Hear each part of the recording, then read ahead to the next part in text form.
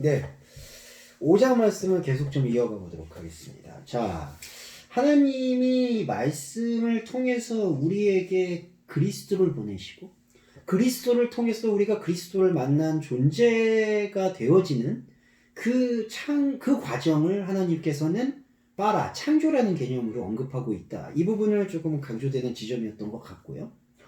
자, 그 부분에서 3절을 다시 한번 이제 설명돼요. 1절과 2절에서 완료된 문장인데, 왜냐하면은 요게 지금 한 문단으로 마무리가 되거든요. 그 세페르가 쓰여서 3절에서 다시 설명을 하는 거예요. 자, 아담이 130세에 야라드 생명을 낳는다, 이렇게 얘기를 해요.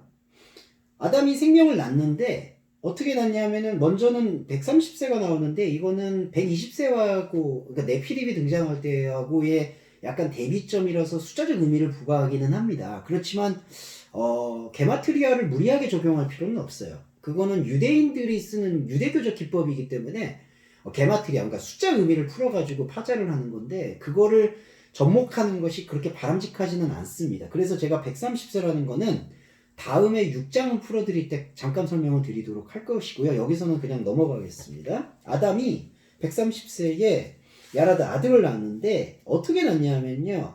자, 데무트, 자기 형상 안에서, 데무트예요. 데무트 안에서, 그리고 키체레무. 자, 이게 하나님의 창조하고 뭐가 다르냐면요. 자, 아담은요, 기본이 어디냐면은 기본이 유한계예요. 유한계. 그러니까 이게 데무트라는 게 본질이 아니라 현상적인 거잖아요. 그러니까 현상 안에서 태어난 거예요. 그러니까 인간은 본성적으로 크로노스적인 존재고 유한한 존재잖아요. 그러니까 현상으로 기반을 잡고 현상에서 희노애락을 느끼고 그 감각을 익히면서 지식과 지성을 알아가는 거예요. 그러니까 현상적 존재라는 거죠. 그러니까 사람은 현상의 기반 안에서, 데무트 안에서, 그런데 현상에서만 머무르는 게 아니라 바로 체렘을 알아간다는 거예요. 체레무. 이게 뭐냐? 체렘은 본질이잖아요. 본질을 따라가는 거예요. 본질을 알아가려고 하는 거예요. 그러니까 본질 안에서 시작한 게 아니라 현상 안에서 시작해서 본질을 알아가는 존재라는 거죠. 이 아담이. 그러니까 데무트 키첼무. 사람은 130세의 아담은 그 자신의 데무트 안에서 체렘을 따라가는 아들을 낳았다. 그의 이름을 셋이라고 한 것이다. 이렇게 표현을 하는 겁니다. 자, 이 원리가 어떻게 다르냐면요. 창세기 1장 26절을 볼까요? 하나님이 사람을 어떻게 만드시냐 하면은 베체렘 안에서 키테무트로 만들어요. 자꾸 이제 히브리어를 계속 남발하니까 죄송한데 1장 26절에 하나님은 하나님의 장신 기반이 어디죠? 체렘이에요. 본질이에요. 무한함이고 유한함을 통섭하고 있는 곳이에요.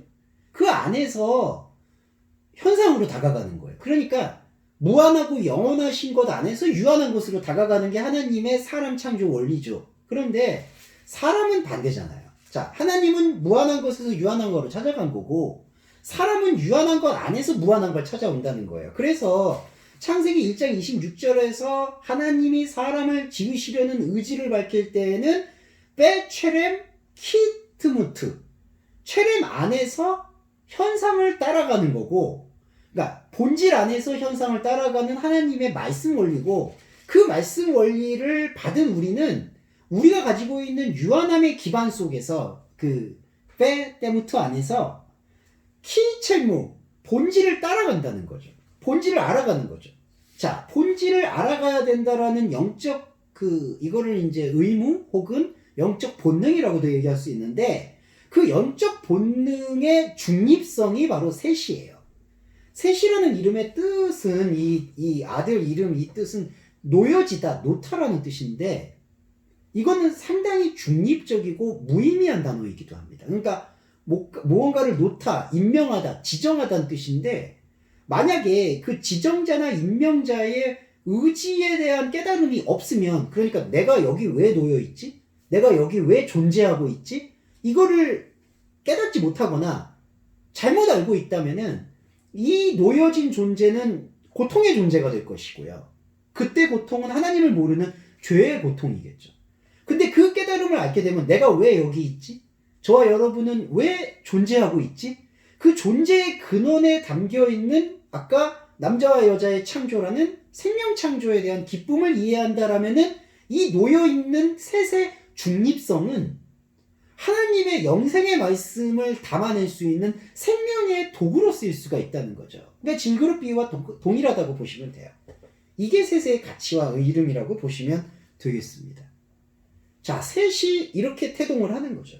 그러니까 아담이 셋을 이제 낳았다라고 하는데 이거는 카인과 아벨 같은 원리로서 자, 셋이 갖고 있는 중립적 가능성을 얘기하는 거예요. 중립적 가능성을 말씀드린 이유는 이거예요.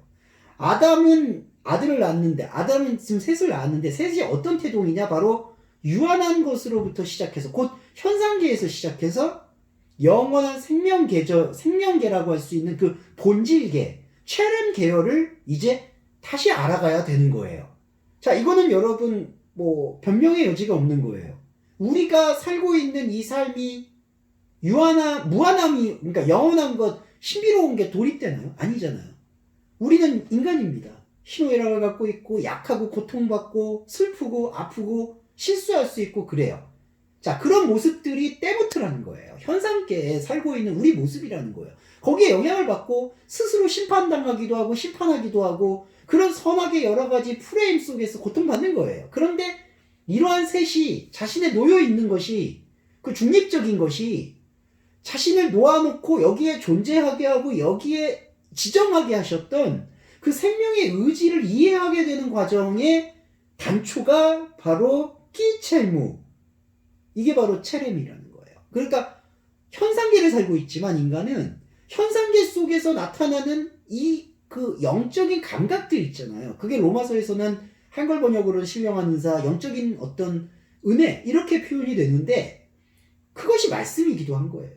그러니까 우리는 때부트라는 현상계 안에서 현상계의 판단과 현상계의 언어를 쓰고 있었지만 체렘의 본질의 육화, 곧 말씀의 육화 되시는 그리스도 예수의 오심으로 말미암아 그 체렘의 깊은 것을 이제 알아가기 시작하는 거죠. 그러면 셋은 생명으로 채워지는 거예요. 그냥 놓여진 존재, 중립적인 존재에만 머무는 게 아니라 생명 충만의 존재가 세워지는 게 바로 셋의 족보가 된다. 이렇게 열거가 될 수가 있을 것 같아요. 자, 생명 족보에 대한 이야기, 생명 존재의 족보에 대한 이야기는 좀 따로 떼어서 한 번 더 설명을 드릴게요.